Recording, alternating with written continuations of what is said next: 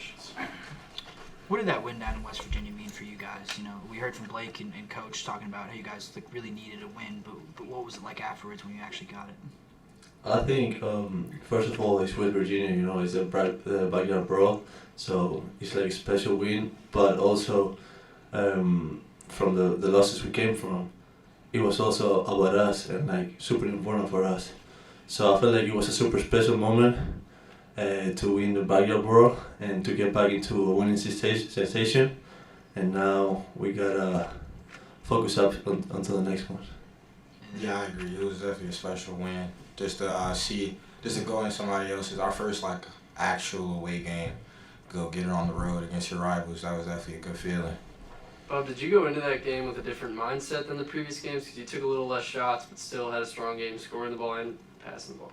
Yeah, I definitely felt like if you see in our early games, we were successful, and I was kind of mainly the distributor, and I kind of got away from that. So I wanted to go back towards that, and as you can see, that's helping us a lot. How are teams, since the first game when you had the triple-double, how are teams defending you different than they were back then about a month ago? They're just trying to be really aggressive, just beat me up all game, trying to force me to my left hand as well. So that's the kind of the scout right now, just be aggressive and force me to my left. But we put in things and I've been doing things to offset that. So just on to the next one. How are you with your left hand? I think I'm fine with it. Yeah, I think I'm fine with it, but I guess they don't think so. It seemed like the student section was coming after you a little bit, not coming after you, but they booed you quite a bit when you touched the ball. How did you feel like you reacted to that? I mean, you've been playing in front of crowds our whole lives. That comes with the game. I don't think much of it. You had a play where you drove, I think, all the way under the basket and then found Blake at the logo for a three. What's it like to have a guy that can hit it from there? And were you always looking for him on that play? When I drove, and I seen Blake at the top, so when I'm driving, I'm thinking he's going to replace, move away. He stood there, he didn't move. So I took another dribble, didn't move. I was like, okay, I'm just going to pass on. He stood in that same spot, hands up, asked for the ball. And that's what he does, man. Shoot that from wherever and makes it. You guys are both good three-point shooters. Do you ever think trying to do the same thing, be logo shooters like Blake? Dang, got a few more years for that one to come. Yeah, not yet. Yeah. We're not at that point. You leave that to him, for sure. For both of you guys, what's going through your mind when you're watching Blake go on a heater like that, like at West Virginia or kind of towards the end of the Clemson game? Like what goes through your mind when you're watching him do that?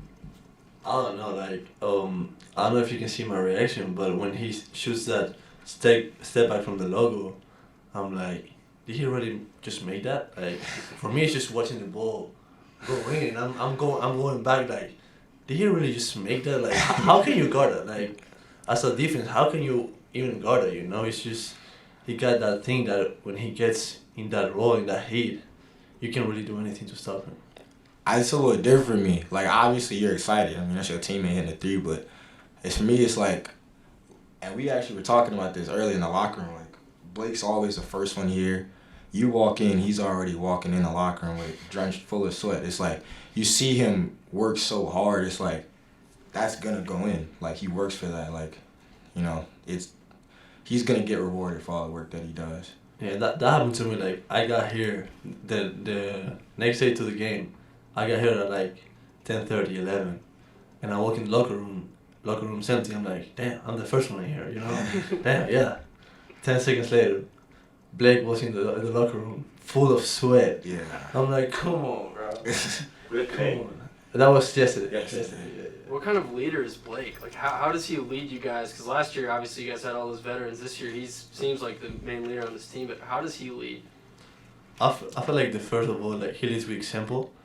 He shows us how to do things, how to treat teammates, how to work ethic, and then he also leads us motivational, he says the right thing in the right moment, he brings the energy up too, and he's like a leader you want to follow, first of all, because we love him, so we really want to follow him till the end. Yeah, he's definitely more of the energetic leader, he's going to always boost you up. He's going to have a good time, but you still got to get your work in. He's one of those kind of guys. when you're facing, so like West Virginia obviously faced Blake at 9 threes. You know, have you ever been in that situation, and how do you feel when a guy's just that hot against you from that deep? It feels good, especially as a guard. I mean, it makes my life a whole lot easier. You know, he can pass him the ball from anywhere, and he's gonna get you an assist. So it's definitely a great feeling, especially for me. It makes my life a lot easier.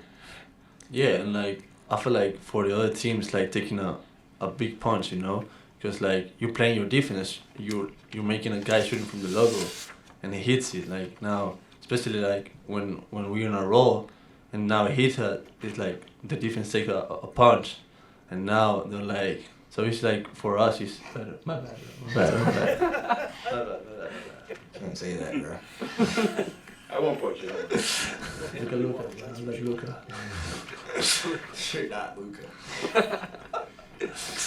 You're not Luka, but you had a pretty good game against West Virginia. What was working for you down there? I don't know. It's one of those days that everything you do is just feels right. You know, every time you shoot the ball, it feels right, and then you got excellent point guards like Bob that gives you the right passes in the right moment, and you know, just it felt right to shoot the ball, and just a good game.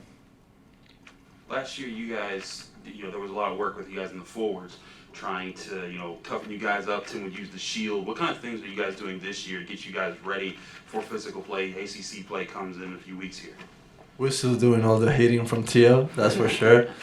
But also, when we play against big post guys, first of all, we got the help from the fire, but also how to do the work early. Don't let them catch the ball and don't let them get angles. So, first of all, it's a fight, Mm-hmm. So it's the one that fights the most is going to win that spot. But yeah, definitely be ready for duck-ins and be ready to reject those angles. So a lot of preparation, I imagine, goes into denying the ball. Yeah. And trying to study teams to cut them off to get there. Yeah, so when we know that a team is going to look for those post-ups, like for those duck-ins, we work early on, okay, now he's going to duck in, so be always ready to get in front of him or deny this angle. So it just comes from before, from watching film and knowing when he's going to duck in, when are they going to look for him. So it's just a lot of work. Well, similar question. How have you kind of seen growth or at least new challenges in how you have to study basketball at a Power 5 school? I've seen that it requires more. Like, you got to just do everything you did, in high school, whatever, before, just do it a lot more, and pay more attention to detail. Because obviously, as you go on, you play against a lot of good guards that do a lot of different things. And you got to come in the game with a full scout on that guard, because you got to win that matchup, especially at the guard position. If you want to have your team win, you got to win that matchup. So it's definitely just a lot more preparing and a lot more attention to detail. Have there been points where you kind of been like, whoa, like at any time, like it's kind of been like, man, I'm still getting used to how much studying and preparation goes into this on top of having to play at this level? For sure, especially against better teams, because it's just a lot more you got to worry about, Like, for example, like Clemson, that's a team where it's like they got, guards on guards. They got people that can shoot, people that just drive, and it's like, it's just a lot you got to worry about with a good team, So it's, like I said, it's just a lot of attention to detail. Guillermo, do you see your inside game expanding as the season goes on? Right now, you're a really good three-point shooter, but maybe coming inside and scoring more?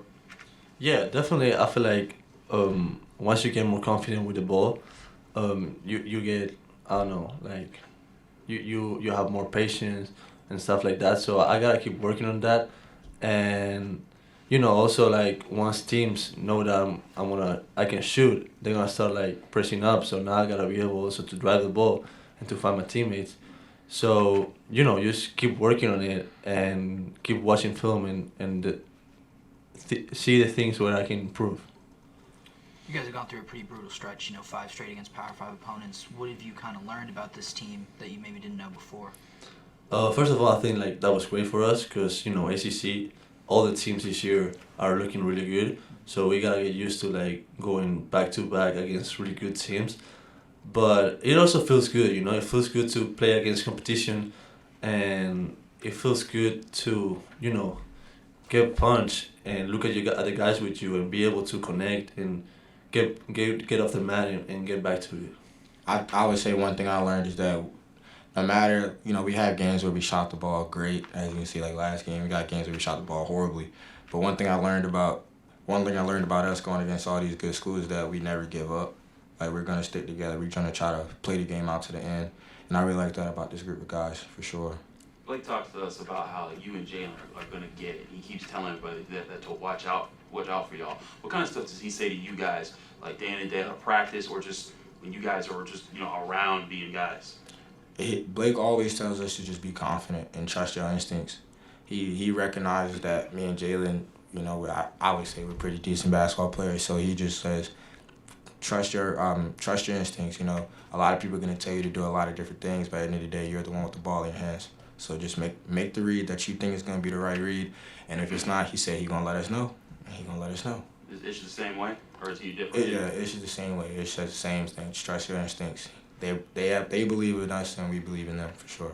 Jalen came in and got 3 big buckets in this last game against West Virginia. How is his game different than yours at the guard position? I would say that Jalen's is a lot more, I want to say aggressive. Like Jalen's, I feel like Jalen, I'll even admit that he has he's a lot more like offensive potential. He does a lot of things that I can't do, like a floater and like deep threes and stuff like that. So I feel like he's more of like an offensive threat, and I feel like he's like a lot more craftier. So I feel like we kind of offset each other, where I kind of like steadier and he's kind of like craftier. Anything else? Good. All right. Thanks, guys. Appreciate you guys. Appreciate it. Thank you. Good luck tomorrow.